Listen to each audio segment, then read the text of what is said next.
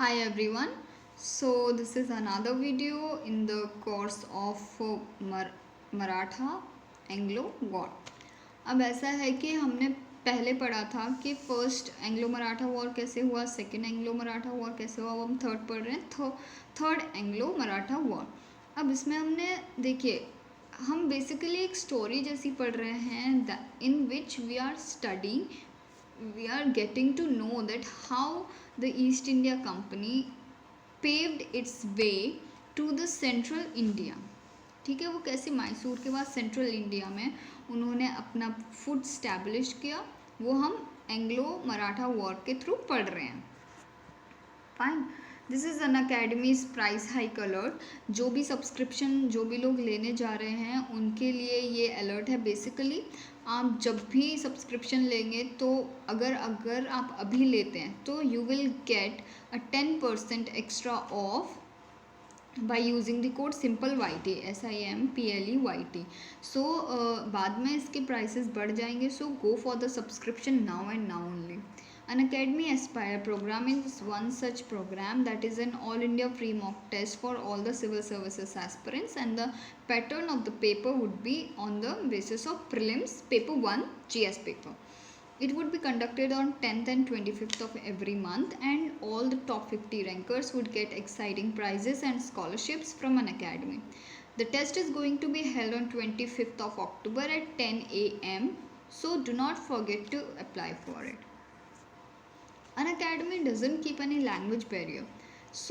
जो भी लोग हिंदी में सीखना चाहते हैं, जिनको भी हिंदी में तैयारी करनी है, उनके लिए हिंदी के बैचेस हैं। And all those who are comfortable in English they can go for English batches, and those who are comfortable in English as well as Hindi and want the instructions and the medium to be in Hindi or English, they can go for bilingual batch courses, and these courses have started on 5 October. Now, with one subscription on an academy, you can get unlimited benefits like learning live from the comfort of your home, with unlimited access to all the courses by the top educators of India on just one platform. Okay, this is the biggest advantage that you are going to get through the subscription. The coverage of your syllabus would be taken care by an academy. The regular doubt clearing sessions and answer writing sessions would strengthen your preparation.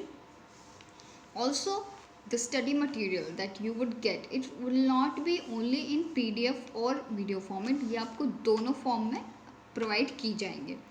And to analyze your preparation, to analyze how much you have learned, you can take the live test series. It would help you to know कि आप कितने पानी में हैं, okay और क्या क्या mistakes आप जो रेगुलरली करते हैं, कैसे आप उनको रेक्टिफाई कर सकते हैं, all those things. And to guide you through this entire process, you would get a personal mentor जिनसे आप डिस्कस कर सकते हैं आपके प्रॉब्लम्स, जिनसे आप डिस्कस कर सकते हैं अगर आपको कोई भी एजुकेटर से परेशानी है, लाइक उनके मेथड समझ नहीं आ रही है पढ़ाने की, तो you can also change the educators like that. Okay, so these are the benefits that you will get through this subscription. So apply for the subscription, और जब ये subscription के लिए आप apply करेंगे तो आपका जो Unacademy है it would be converted to Unacademy Plus. So these are the benefits that you will get through Unacademy Plus. When you are going for the subscription, do not forget to apply the code SimpleYT. This will get you 10% extra off. This is Unacademy's Champions Conclave. This is one such session by the toppers of UPSC Civil Service 2019, जो कि आपको tips and tricks बताएंगे ये examination को clear करने के लिए। Okay, उनको उनके स्ट्रैटेजीज और प्लान्स बताएंगे, उन्होंने क्या यूज़ किया था, that they were the ones to crack it. ठीक है, तो वो सब चीज़ें सीखने के लिए you don't have to pay anything. Okay, this is free to attend conclave, you can go and watch it any time. T20 Daily Current Affairs Test Series, this is a series, this is the free series first of all, जिसमें कि daily शाम को 7:30 बजे 20 question की एक quiz provide की जाएगी 20 minute के लिए, वो आपको दी जाएगी करने के लिए। And after 20 minutes you will be able to like get the report card, जो भी आपने किया है, जितने भी मिस्टेक्स हैं, ठीक है, आप खुद को अच्छे से एनालाइज कर पाएंगे। So when you are going for the subscription, do not forget to click on these links to join our channels on YouTube, Telegram and Facebook. Now we are studying the third Anglo Maratha war, जो कि 1817 से लेकर 1818 के बीच में हुआ था।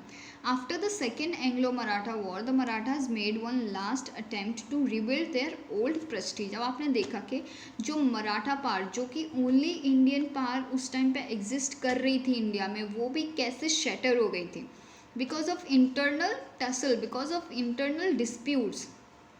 ठीक है, तो ये एक बहुत बड़ी सीख थी उस टाइम पे जो इंडियन एम्पायर था उसके लिए, लेकिन बहुत लेट हो चुका था उस टाइम पे। But anyhow they tried to rebuild their old prestige, they wanted to retake all their old possessions from English. They were also unhappy with the British residents' interference in their internal matters. मैंने आपको resident के बारे में काफ़ी अच्छे से बताया कि वो क्या करते थे। Okay, so you should keep that in your mind कि यहाँ पे जो ये जो लिखा हुआ है line, they were also unhappy with the British residents interference in their internal matters. तो आपको पता होना चाहिए कि ब्रिटिश रेजिडेंट्स कौन होते हैं। ऐसा नहीं है कि कोई भी अगर ब्रिटिश है, कोई भी ब्रिटिश वहाँ पे अगर कोई भी इंसान रहता है तो वो इंटरफेयर कर सकता है। It was in like the residents were people who had the right to interfere, not the right but उनको इसीलिए अपॉइंट किया जाता था कि किंग क्या कर रहा है, किंग कैसे, like what are his strategies and those strategies are they even according to the instructions given by the company। और अगर वो कंपनी के अगेंस्ट है, कंपनी के विल के अगेंस्ट है, तो उसी के लिए बैटल्स होते थे। फाइन, तो इस टाइम तक ईस्ट इंडिया कंपनी काफ़ी स्ट्रांग हो चुकी थी। The chief reason for this war was the British conflict with the Pindaris whom the British suspected were being protected by the Marathas. ठीक है, तो इसमें एक नया टर्म आया पिंडारीज। तो जो पिंडारीज थे तो ब्रिटिश को लगा कि ये जो पिंडारीज हैं, these are being supported, these are being protected by the Marathas. The Maratha chiefs Peshwa Bajirao second, Malharrao Holkar and Mudhoji second Bhosle forced a united front against the English. ठीक है, these were the people who were against the English East India Company in the third battle of Anglo-Maratha War. The Maratha chiefs Peshwa Bajirao II, Malharrao Holkar and Mudoji II. Daulat Rao Shinde, the fourth major Maratha chief, was pressured diplomatically to stay away, but the British victory was swift. Reasons for the loss. अब देखिए मराठा हार चुके थे उसमें। ठीक है, as they हम सबको पता है कि उन्होंने काफ़ी सारी टेरिटरीज लूज़ कर दी थी, उनके पास उतना पार नहीं था जितना कि पहले था। ओके, तो अब उनके रीजंस क्या थे हारने के? Lack of unity among Maratha chiefs themselves. मैंने आपको बताया कि जो उनके इंटरनल डिस्प्यूट्स थे वो काफ़ी सारे थे, तो उसकी वजह से उनके जो पार थी जो वो वीक होते जा रहे थे। फाइन, तो इसकी वजह ये एक रीज़न था हार का, उनका मेजर रीज़न था।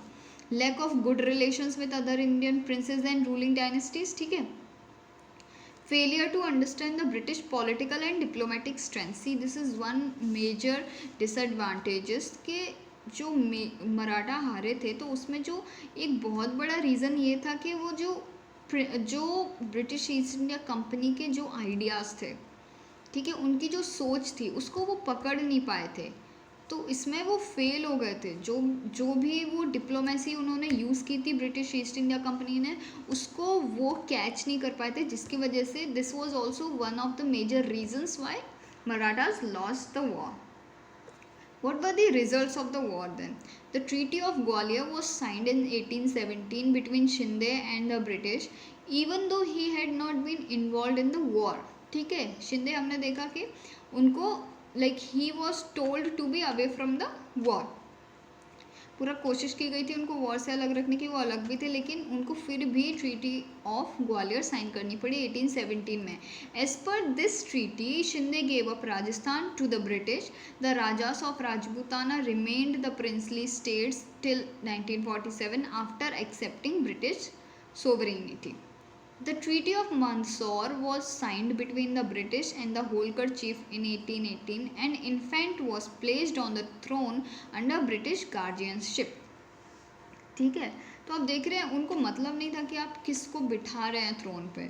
All they wanted was कि आप उनके इंस्ट्रक्शंस पे चले, उनके जो मतलब उनका जो कंट्रोल हो, जितने भी पॉलिटिकल अफेयर्स हो वो सारे ब्रिटिश कंट्रोल करे, ठीक है। जितने भी इम्पोर्टेंट जो प्रोमिनेंट पार्ट्स थी वो सारी ब्रिटिश के पास हो, जितनी भी पोजीशंस थी वो सारी ब्रिटिश के पास हो। तो वो सिर्फ यही चाहते थे। The Peshwa surrendered in 1818. He was dethroned and pensioned off to a small estate in Bithur, ठीक है, कानपुर के पास बिथूर.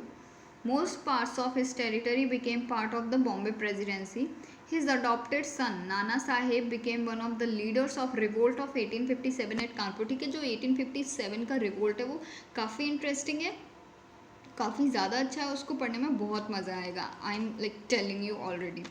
The territories annexed by from the Pindaris became the central provinces under the British East India Company. This war led to the end of Maratha Empire.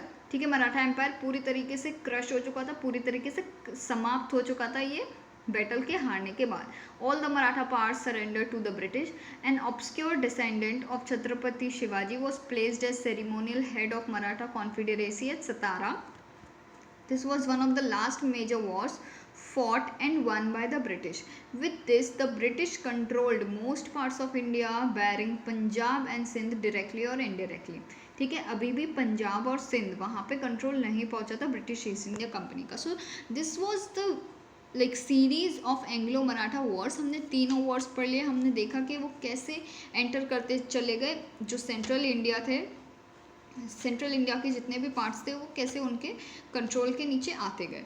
So I guess this was all about the Anglo Maratha war. I hope you like the video. Thank you.